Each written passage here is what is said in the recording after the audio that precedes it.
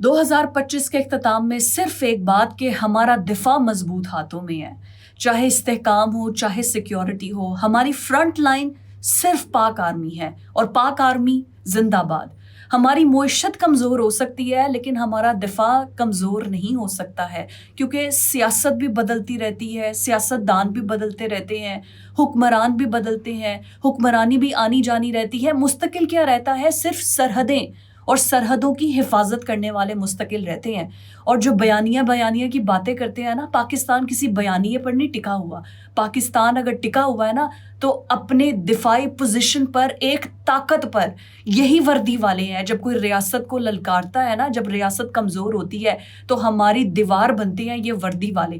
اور جو ہم بات کرتے ہیں نا سرحد پر جب جھڑپیں ہوتی ہیں تو وہاں پر سوال نہیں پوچھے جاتے، وہاں پر جواب دیے جاتے ہیں. اور 2025 کی پوری تاریخ اٹھا کے دیکھ لیں، جنوری سے شروع کرے دسمبر پہ آ جائیں، 2025 میں ہم نے ہر موقع پر جواب دیا ہے.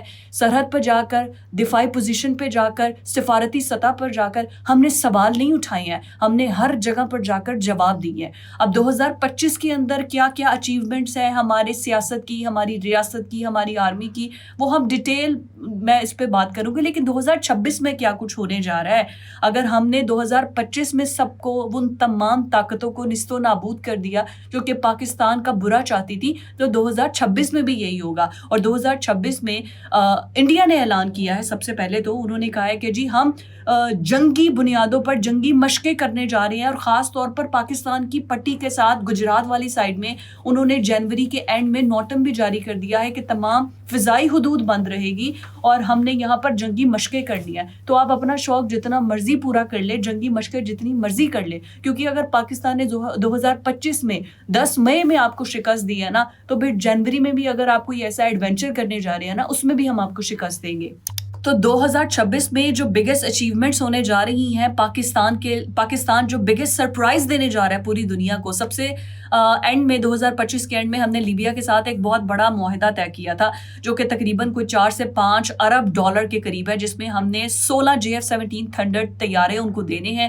اس کے علاوہ اور بہت سی زمینی، زرعی، فضائی حدود والے میزائل اور بہت سی اور چیزیں ہیں، جو کہ ایک مکمل، ایک کمپلیٹ پیکج ہے، اور جو کہ ہم لیبیا کو دیں گے. اور ابھی اس کو فائنلائز پوزیشن کے اندر یہ ہے. اور 2026 میں انشاءاللہ اس میں بہت سی اور چیزیں، آپ کو بہت سے سرپرائز دیکھنے کو ملیں گے.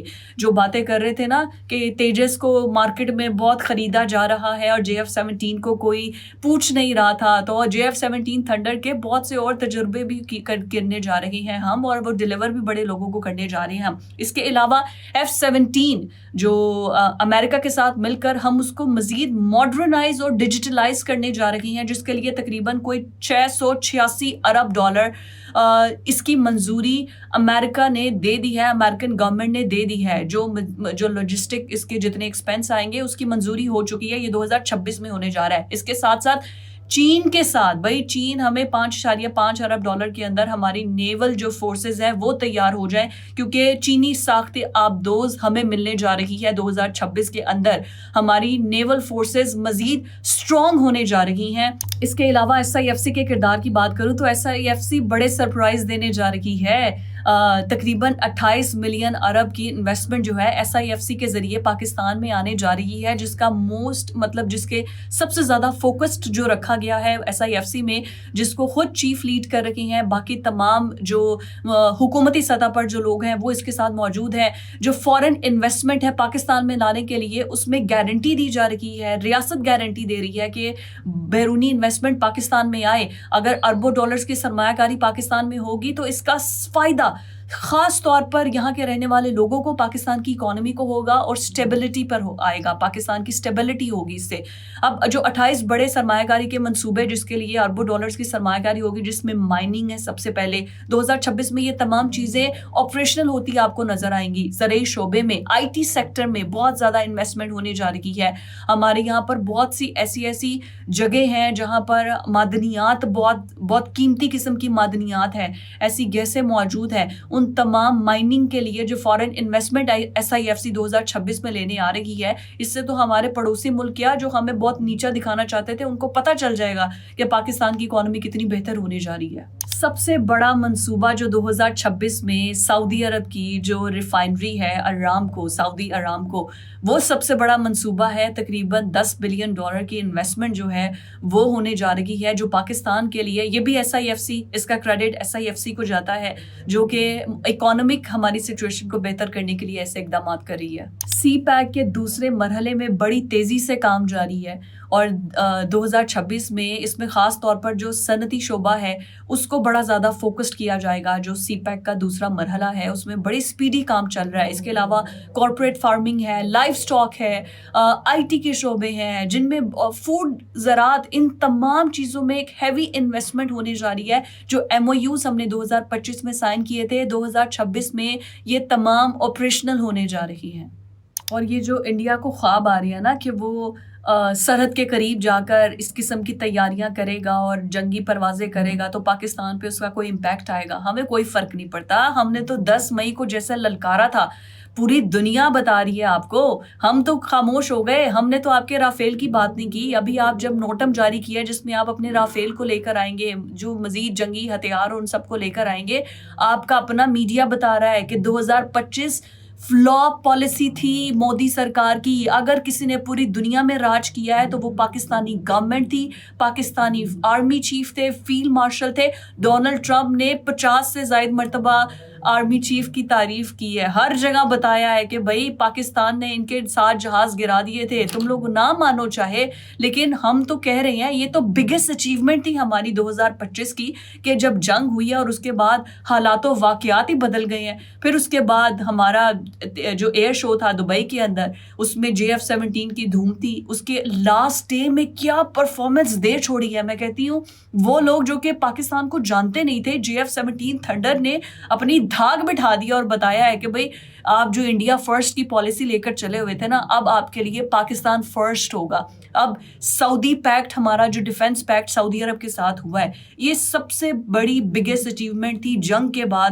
جس طریقے سے تمام پوری دنیا نے دیکھا کہ گرین کارپیٹ استقبال دیا گیا ہمارے پرائم منسٹر کو، ہمارے فیلڈ مارشل کو، وہاں پر گئے، ان کے ساتھ ڈیفنس پیکٹ کیا، اور یہ کہا گیا کہ حرمین شریفین کی حفاظت اگر کوئی کر سکتا ہے تو پوری دنیا میں صرف ایک ملک ہے اور وہ پاکستان ہے۔ اور سعودی عرب پاکستان پر مکمل اعتماد کرتا ہے، اربوں ڈالرز کی سرمایہ کاری سعودی عرب پاکستان میں کرنے جا رہا ہے۔ 2025 میں مئی میں جب ہم نے انڈیا کو شکست دی، اس کے بعد ہماری ڈیفینسو پوزیشن بہتر ہو گئی، سعودی عرب کے ساتھ ہمارا دفاعی معاہدہ ہو گیا۔ اس کے بعد سلسلہ آگے رکا نہیں ہے، یہیں پر چلتے جائے آگے۔ پھر اس کے بعد IMF کے ساتھ ہمارا پروگرام بحالی ہوا۔ پھر ہم معیشت جو کہہ رہے تھے کہ ڈوب رہی ہے، بہت زیادہ انسٹیبلٹی ہے، ہم ملک ڈیفالٹ ہونے کے قریب ہے، SIFC نے اربوں ڈالرز کی سرمایہ کاری کے لیے فارن انویسٹرز کو یہاں پر لے کر آئے، اور پھر گلف اسٹیٹس کو زیادہ فوکسڈ کیا کہ وہ یہاں پر آئے، سرمایہ کاری کریں۔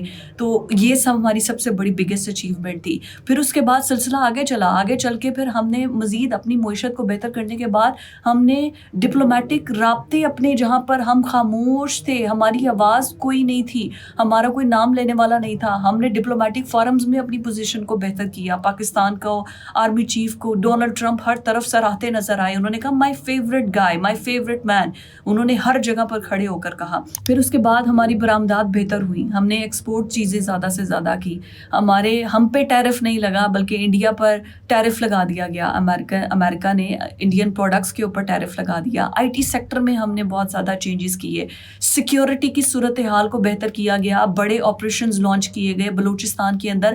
اور افغانستان کی جنگ کو ہم کیسے بھول سکتے ہیں؟ افغانستان مطلب وہ جو کہتے تھے کہ بھئی یہ دیکھیں یہاں پر ہم نے کبھی شکست نہیں ہوئی، سوویت یونین آ گیا، یہاں پر نیٹو فورسز آ گئی، امریکہ آ گیا، ہمارے ساتھ تو آپ لوگوں نے انڈیا نے 4 دن جنگ کی اور آپ لوگوں نے تو 4 دن بھی جنگ نہیں کی ہے، صرف ہماری چوکیوں پہ فائرنگ کیا، اور اس کے بعد اب بتایا جی ہم نے تو پتہ نہیں پاکستان میں کیا کر دیا۔ پاکستان نے اپنی چوکی، اپنا فوجی کو ایک بھیجے بغیر صرف ڈرونز کے ذریعے پن پوائنٹ ایگزیکٹ جہاں پر چھپے ہوئے تھے ٹی ٹی پی کے لوگ وہاں پہ جا کے اٹیک کیا اور بتایا کہ سہولت کاری نہ کریں بیٹا، یہ اچھی بات نہیں ہے. اور پھر اس کے بعد آپ کسی طریقے سے بیچ بچاؤ کے لیے کبھی استنبول جا رہے ہیں، کبھی سعودی عرب جا رہے ہیں، کبھی ایران جا رہے ہیں، کبھی دوحہ جا رہے ہیں کہ کہیں بیٹھ کر مذاکرات ہو جائیں پاکستان کے ساتھ. کہیں یہ نہ ہو کہ پاکستان ہماری مزید پٹائی لگا دے. تو افغانستان کی جنگ کو ہم کیسے بھول سکتے ہیں؟ پھر اس کے بعد آگے بڑھتے ہیں. سال کے اینڈ میں ہمارے لیبیا کے ساتھ جو آرمز ڈیل ہوئی ہے، سب سے بڑی یہ ہماری ڈیل ہونے جا رہی ہے.